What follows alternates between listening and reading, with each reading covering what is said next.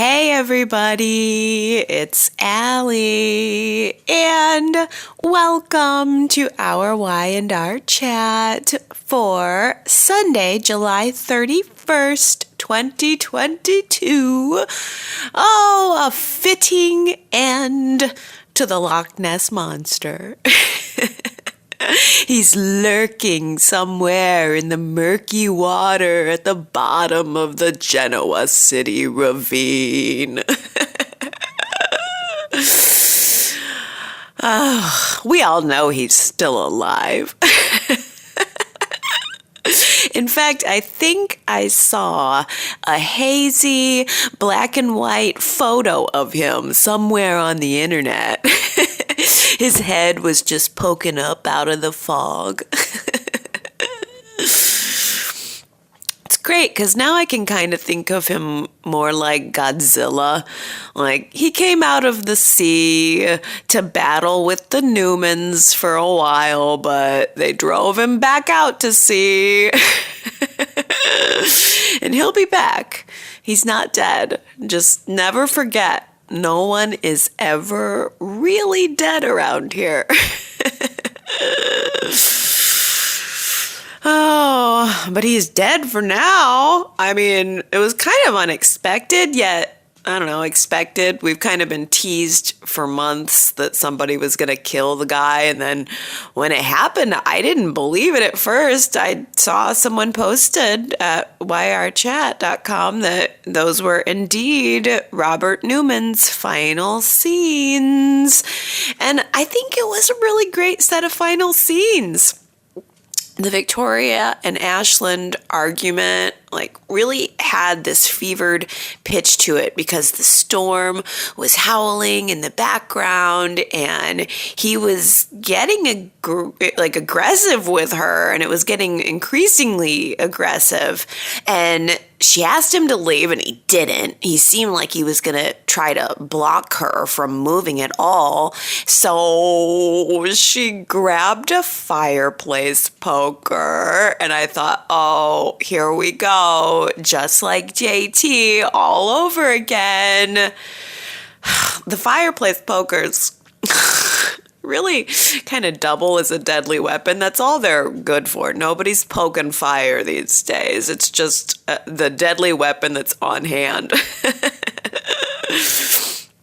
But nobody had to use it this time because Nick stepped right into the middle of their fight.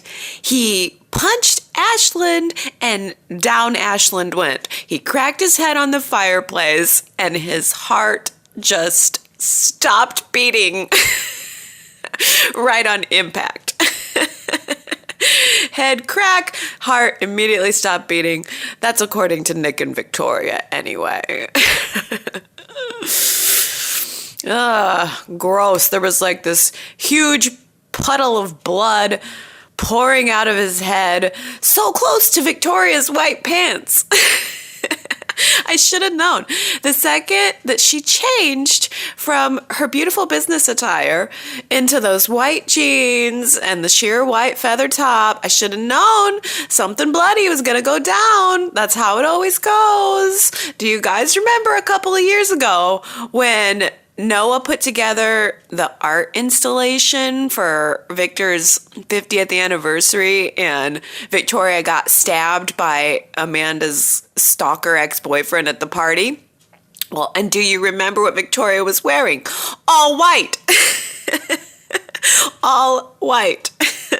And when Ashland rescued her from the burning car, what was she wearing? All white. It's like a total cliche at this point that I can count on, and I love it.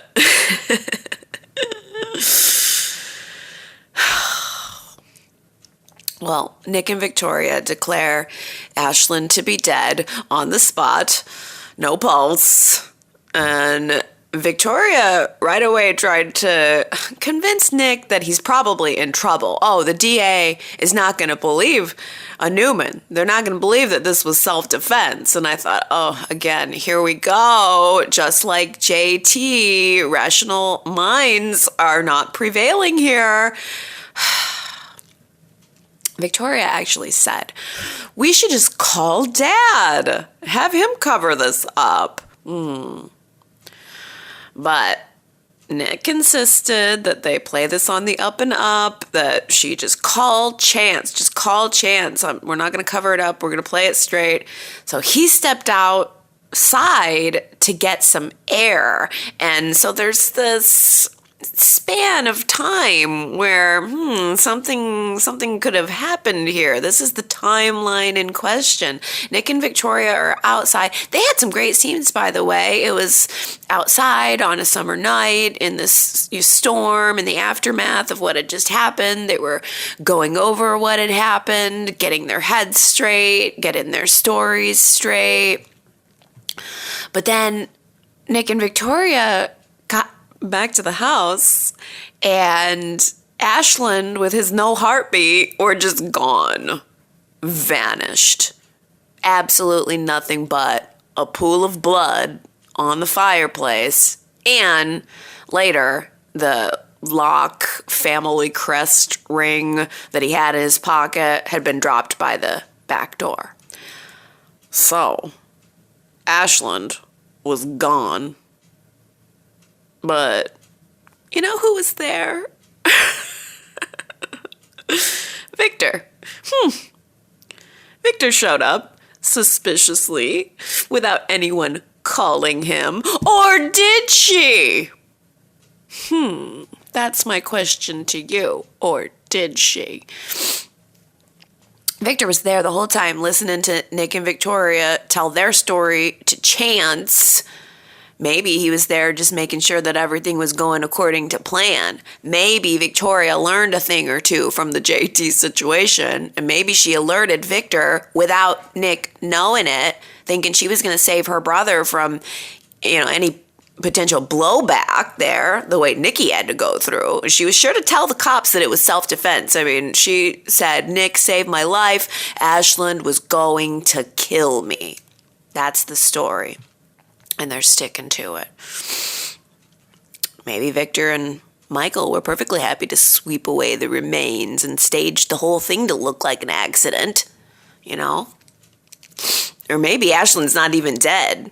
With the ring that was found by the back door, that means that the body that they pulled from the car wasn't wearing that ring, which means I'm not convinced that it was even Ashland. I think Ashland could have staged the whole thing. There's so many variables here. I'm sure they're all true. I mean, will we ever really know what happened? I guess that's for Chance to figure out over the coming weeks. And for us, to continue to pour over ad nauseum all of our theories. My theory is, while Nick was outside taking the breather, Victor called Victoria, Victor called Michael. They hauled the body out of there, staged the car accident, but just before impact, Ashland woke up from being dead, switched places with a hobo, escaped from Genoa City, and is planning his return with a whole new identity, a whole new name. And the next time that we see him on screen, he's going to have a whole new haircut, a new facial hair, and he'll be going by the name Schmashland Flock.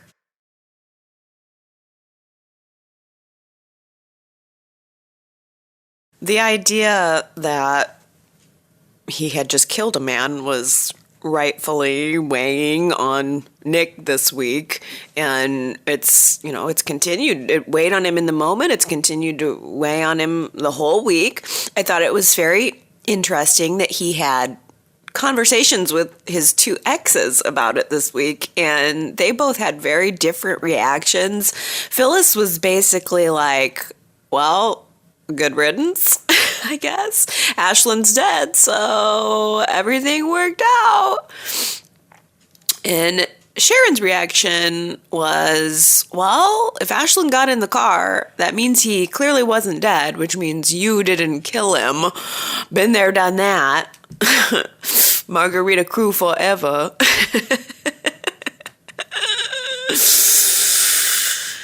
Nick knows that his dad's story has holes, though. Nick suspects it, but, I think Sharon's probably trying to let him off the hook, especially considering everything, they had all been through. I really do appreciate that Y&R did acknowledge how similar all of this was to the JT situation. At first I thought, do they know how close this is? And yeah, I guess they do. Because I loved the scene on Friday when Nikki herself was comparing Nick's situation to what she went through with JT, thinking that she killed a man in defense of Victoria. And Nikki had some very good advice to give. She's gotten very good at killing people over the years. It's a skill. It is an art form, and she has perfected it.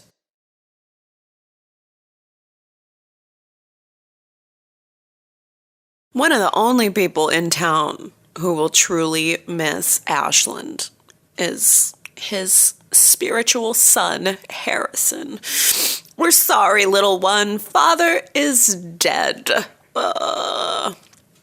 That was really sad. And I felt for Kyle, connecting it to the moment when he had to find out that his mother had died. And now he's on the other end of it as an adult, having to deliver the terrible news. It was awful. But maybe Harrison will get lucky and his parent will come back to life too. With a really good excuse for it all. Maybe, well, son, see, I messed up my life so bad. I had no other choice but to fake my own death, but I'm very sorry and I'm not that person anymore. Oh, it all sounds so familiar. I actually did tear up a little bit. I had some water in my eyes when Diane talked to Harrison and asked him if he knew where his heart was. That's where father will always be. And, she tried to explain the situation in terms that he could understand. And, then on the spot, Kyle actually made the decision to tell Harrison that Dee Dee is his mom and therefore Harrison's grandmom. That ought to help cushion the blow, right? And you're losing father but gaining grandma. In fact, I'm thinking maybe Grandma Diane and Grandpa Jack will get married and grow old together, and someday they'll be sitting on the Abbott front porch swing watching the birds together. Sounds good. Dee Dee can take up knitting and maybe knit Harrison a nice sweater for Christmas. That all sounds good. I mean, we're getting there, aren't we? Diane knows how to work her way into the family, doesn't she? She knows how to do it with Kyle. She knows how to do it with Jack. She knows a lot of things about Jack. She was really displaying how well she knows Jack and his history this week. She knows that Jack takes his drinks smooth and smoky. I really liked that moment. I thought, oh, well, isn't that friendly? Isn't that just so friendly, smooth and smoky, maybe with a dash of sexiness? Oh, yeah, Diane admitted to Jack this week that she wants to be friends with him someday. And then he left her hanging in sort of a smooth and smoky way. You don't want to, are we ever going to be friends someday? You don't want to know that answer. Okay, well, I don't know. I mean, she seems totally back on the inside to me. I don't know why it is that Diane can betray him and then come to him asking for friendship and business advice, but Phyllis can't. I guess the wounds with Phyllis are just too fresh. But Phyllis has come up with a solid plan for how she's going to get Diane out of town. She is going to frame her for sabotage at Marchetti, and she's totally using Summer to do it. She asked to take on a job at Marchetti so that they could have more mother-daughter bonding time. But to Summer's credit, she seemed to see it coming. She seemed to realize what Phyllis was doing, but she agreed to it all anyway. I think Summer knows that Phyllis wants to keep an eye on Diane, but she doesn't realize that it's going to go way beyond that. And she's going to feel so betrayed when she realizes that Phyllis is quietly working on a plan to take Diane down. Did anybody else think that maybe this almost seems like it could be bad news for Allie? I know that Marchetti and Jabot are different companies, but I was kind of wondering if everyone is gonna think that Allie is the saboteur. Or maybe she really will be.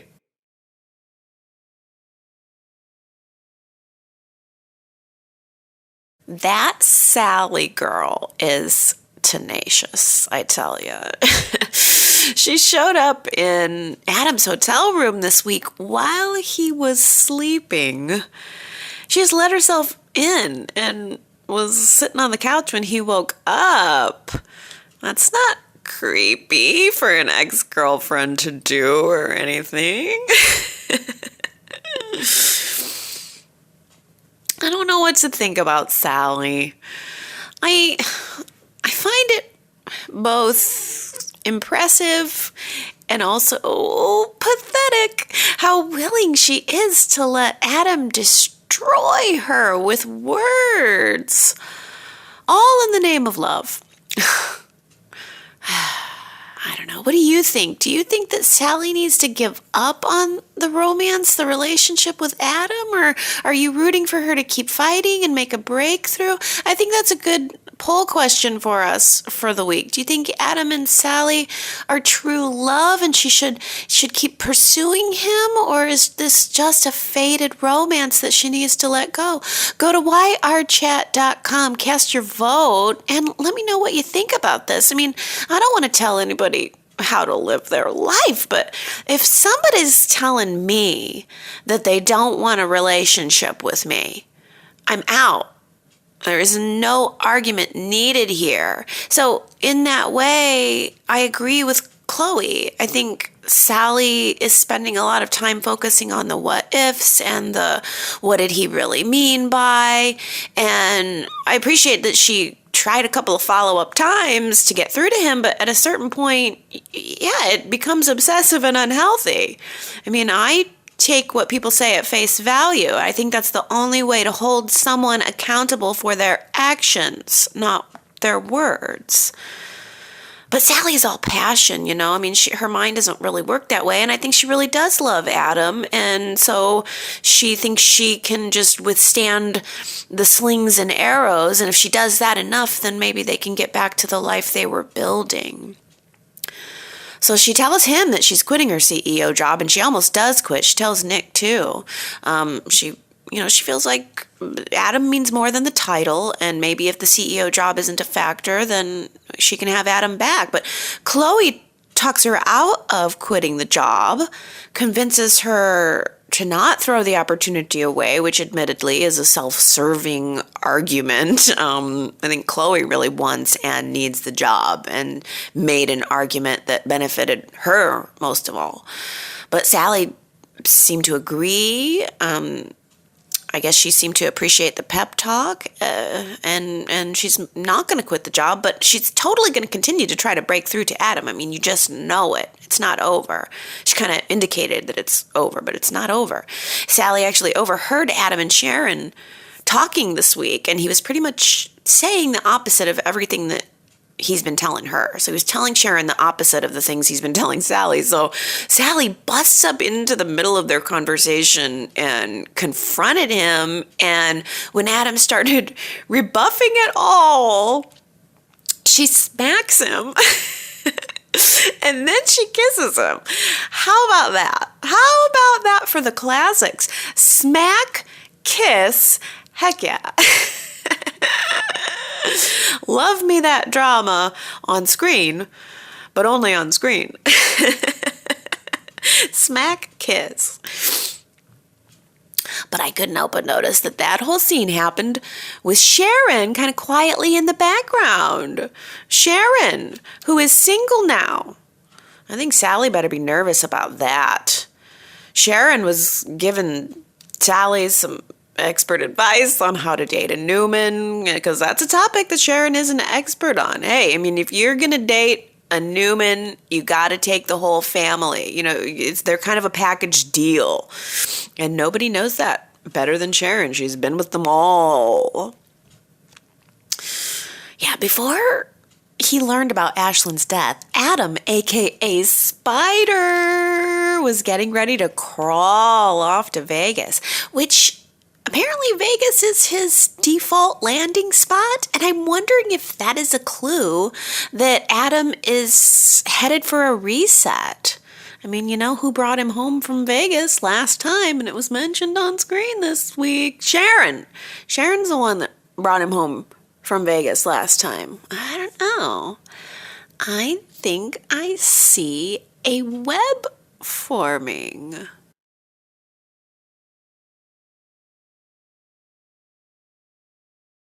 We are inching ever so slowly closer to Tessa's surgery.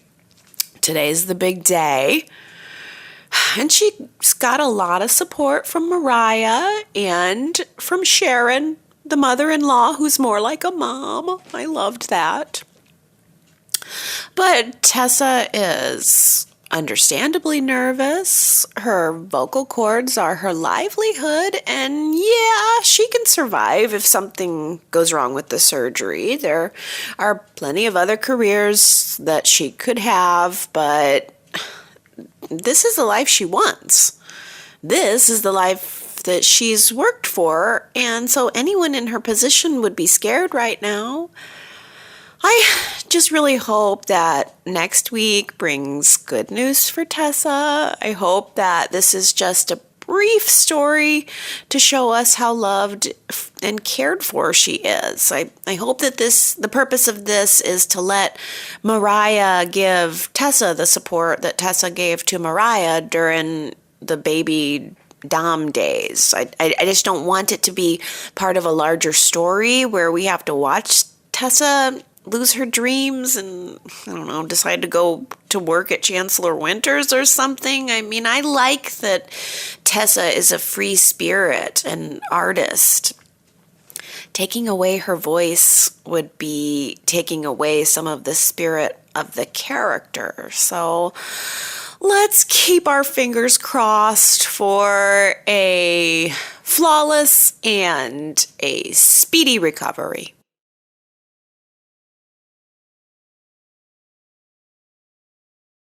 And on that note, I am coming to you today with an all-audio, very brief version of Y&R Chat this week because I'm sick. And ironically, I have a very sore throat, so I'm hoping it's not a vocal cord node. Oh, no, it's not. My daughter got sick first, and she gave it to me. Luckily, it's very fast moving because I saw the way it worked with her, and I think it's the same for me. I think it's gonna move through quickly, but I'm right at the beginning of it. I've got the body aches and chills and sore throat. It's just a cold. I'm gonna be totally okay.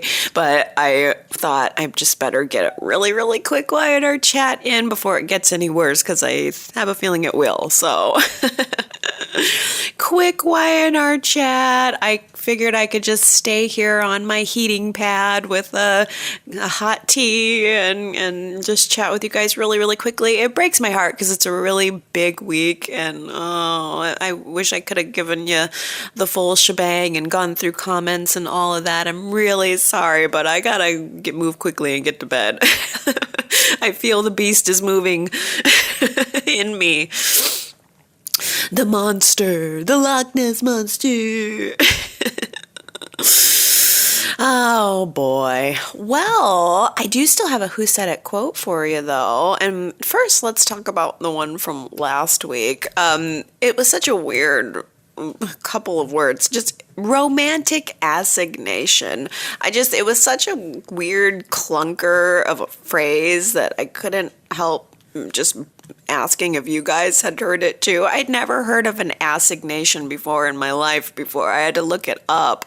But romantic assignation, it was Jack who said it. He was describing the way that, his and Phyllis's relationship went down when he was talking to Ashley. And I don't know, it's such a Jack moment to use that phrase, right? He couldn't just say romantic fling or I don't know. There's a million other ways he probably could have said it, but Jack chose assignation.